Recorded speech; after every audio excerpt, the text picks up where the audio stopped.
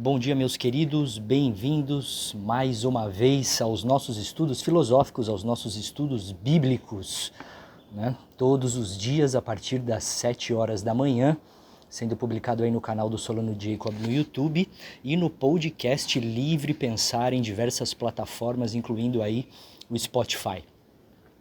Pessoal, o nosso estudo de hoje está no Evangelho de Lucas, capítulo 15. Versículo 4. Estudaremos duas parábolas que, na verdade, estão interligadas no mesmo tema, né? De suma importância nas nossas vidas, né? Com certeza nós temos muitos dons, muitas virtudes a desenvolver, e uma delas é a misericórdia, né? Exemplo máximo que Cristo trouxe para nós e que, de certa forma, é um espelho para nós homens, para nós meros mortais,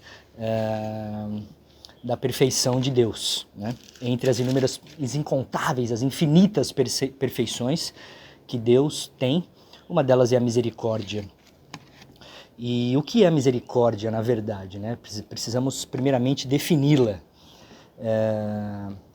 Dentro de uma das definições possíveis, nós podemos entender como quando nós perdoamos alguém, mesmo ela não merecendo receber esse perdão. O que é meio difícil de entender, na verdade, porque a princípio Cristo já nos ensinou que nós devemos perdoar sempre. Então, como mensurar aquele perdão que não tem mérito, né? Mas de qualquer forma, pensando numa falta, né, num delito muito grande, e mesmo assim você agindo de compaixão extrema, né, perdoando, fazendo a verdadeira justiça, ou seja, deixando de lado o maior delito, né, por mais tenebroso que ele seja, em amor ao próximo, né? E aí nós temos duas passagens aqui que elucidam bem esse ensinamento. A primeira diz respeito à ovelha perdida, né? Abre aspas. Qual de vós, tendo 100 ovelhas e perder uma, não abandona as 99 no deserto e vai em busca daquela que se perdeu até encontrá-la? E achando-a alegre, a coloca sobre os ombros e de volta para casa convoca os amigos e os vizinhos, dizendo-lhes: alegrai-vos comigo, porque encontrei a minha ovelha perdida. Né? Então você tem 100 ovelhas, mas você deixa as 99 que já estão em segurança, que já estão, né, em proteção, e vai ao encontro daquela ovelha que se perdeu, né, para resgatá-la e trazê-la de volta ao convívio, né? Esse convívio, na verdade, ele simboliza o homem que retorna às virtudes divinas, né? A mansidão, a justiça, a vida fraterna, a vida mansa, entre aspas, né?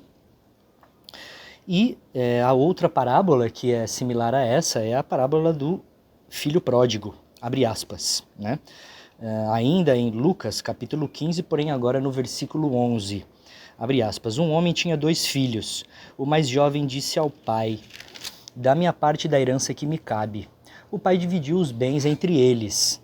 Poucos dias depois, ajuntando todos os deveres, os seus haveres, o filho mais jovem partiu em região longínqua e ali dissipou sua herança numa vida devassa.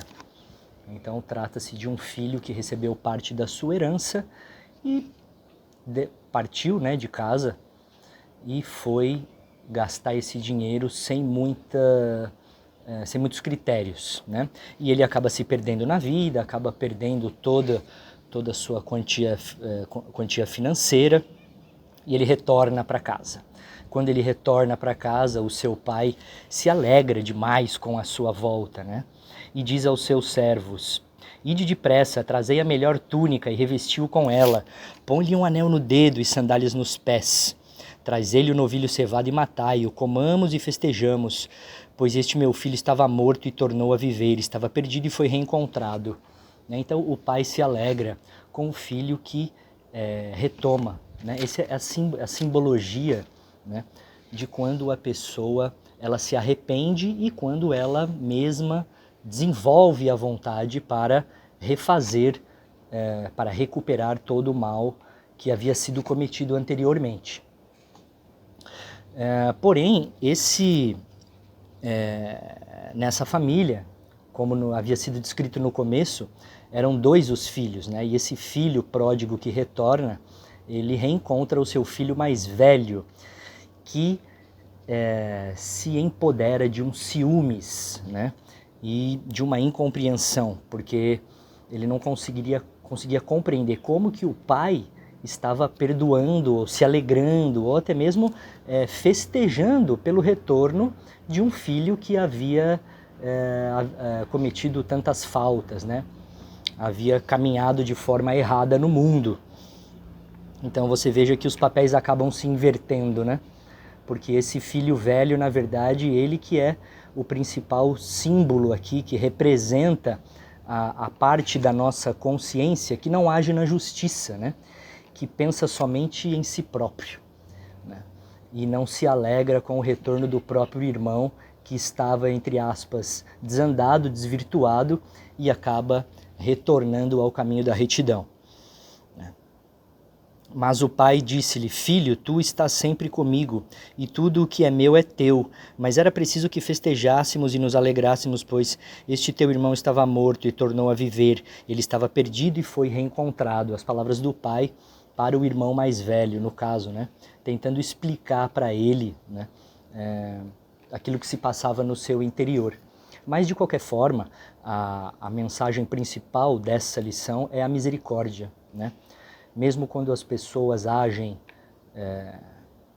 de forma errônea conosco, quando elas nos traem, quando elas mentem, quando elas roubam, quando elas cometem todos os tipos de injustiça, né? Cabe a nós, se essa pessoa manifesta o desejo de se refazer, né? De se realinhar, porque nós não agirmos de misericórdia, perdoando, esquecendo de vez tudo que se passou, né? Para que todos nós tenhamos a possibilidade de uma vida próspera.